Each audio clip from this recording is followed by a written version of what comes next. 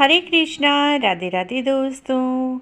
भगवान लड्डू गोपाल जी की सर्दियों में कैसे सेवा करें, कैसे भगवान जी का ध्यान रखें, कैसे विशेष प्रकार की सेवा कुछ ही समय में और बिल्कुल आसानी से आप घर पर कैसे कर सकते हैं।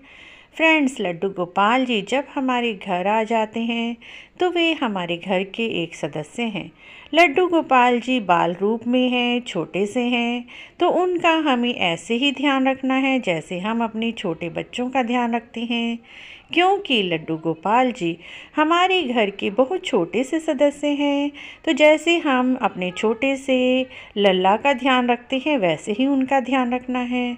देखिए फ्रेंड्स, थोड़ी थोड़ी ठंड शुरू हो चुकी है, तो ऐसे समय में अपने भगवान जी को आपको सर्दियों की छोटी छोटी ड्रेसेस ज़रूर पहनानी है।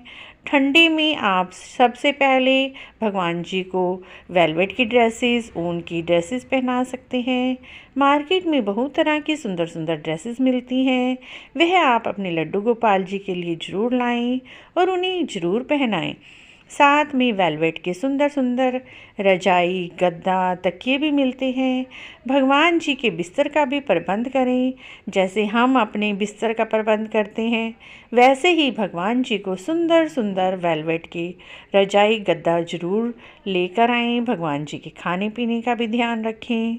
सर्दियों में भगवान जी के लिए गरम गरम खाने का ही भोग लगाएं। बहुत ज़्यादा गरम भी नहीं लगाना है आपको, ऐसा लगाना है जो भगवान जी खा पाएँ।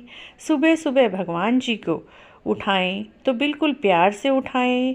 6 या 7 बजे के बीच में उठाएं, क्योंकि छोटे बालक जल्दी सुबह नहीं उठते, तो उन्हें आराम से 6 या 7 बजे उठाएं जब थोड़े से सूर्य भगवान निकल आएँ।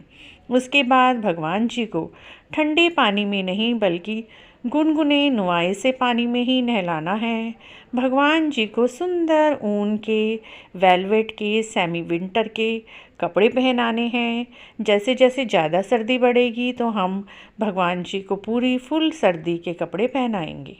साथ में उनके नहलाने के बाद तुरंत उन्हें गरम दूध का भोग लगाना है। भोग में भगवान जी को दूध का भोग लगाएं। साथ में तुलसी दल अवश्य रखें। अगर आप हर खाने में तुलसी दल नहीं रख सकते तो भगवान जी के पास एक कटोरी में कुछ पत्ते तुलसी के तोड़कर रख दें। जब भी आप भोग लगाएं तुलसी दल का अपने आप ही भोग लग जाएगा। लड्डू गोपाल जी को हमेशा सात्विक चीज़ों का भोग लगाएं। तामसी भोजन का भोग आपको नहीं लगाना, जो कि प्याज, लहसुन वाले खाने का भोग नहीं लगाना है। इस प्रकार मित्रों, अगर आप घर पर प्याज और लहसुन यूज़ भी करते हैं तो भगवान जी के लिए ऐसा खाना बनाएं जिसमें प्याज और लहसुन का प्रयोग ना हो। भगवान जी को सात्विक भोजन का ही भोग लगाना है। भगवान जी तो भाव के भूखे हैं। आप चाहे उन्हें बिल्कुल सिंपल दूध, मलाई, घी के साथ भी भोग लगा देंगे तब भी वो स्वीकार कर लेंगे। हमारा तो क्या औकात है भगवान जी को भोग लगाने की, हम तो सिर्फ निमित्त मात्र ही हैं। भगवान जी तो भाव के भूखे हैं। लेकिन अगर हम अपने लड्डू गोपाल जी को भाव से, प्यार से कुछ भी भोग लगाएंगे भगवान जी बिल्कुल ग्रहण कर लेंगे। भगवान जी को सुबह नाश्ते में आप पराठा, मक्खन भोग लगा सकते हैं।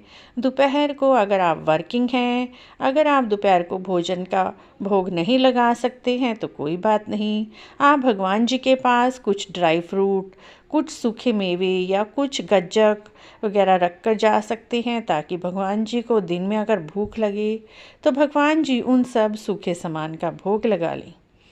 कोशिश करें कि भगवान जी को जो भी भोग लगाएं वो आप अपने हाथों से साफ़ सुथरा बनाएं।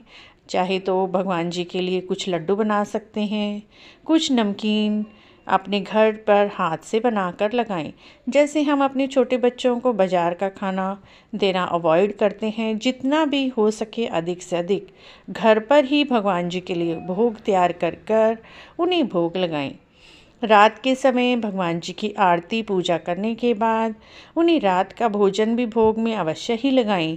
आप डिनर का समय एक टाइम बांध लीजिए कि उस समय ही हमें भगवान जी का भोग लगाना है, या तो रात्रि 7 से 8 बजे के बीच में या 8 से 9 बजे के बीच में भोग लगाकर उसके बाद भगवान जी को हल्का गरम दूध भोग लगाकर उन्हें प्यार से थपक के लोरी सुनाकर आप सुला सकते हैं बिस्तर में।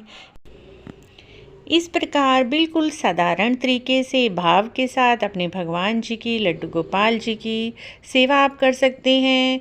इस बार यदि आप पहली बार भगवान जी की सेवा कर रहे हैं तो इन सिंपल से नियम के साथ भगवान जी की सेवा आप घर पर कर सकते हैं।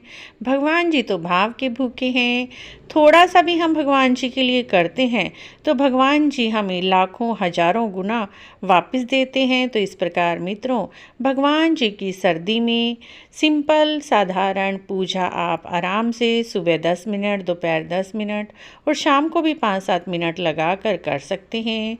अगर आपको भगवान जी की सर्दी में सेवा करने की यह सिंपल सी वीडियो अच्छी लगी है तो प्लीज़ हमारे चैनल को जरूर सब्सक्राइब करें, लाइक एंड कमेंट भी करें। कमेंट बॉक्स में जय श्री कृष्ण अवश्य लिखें।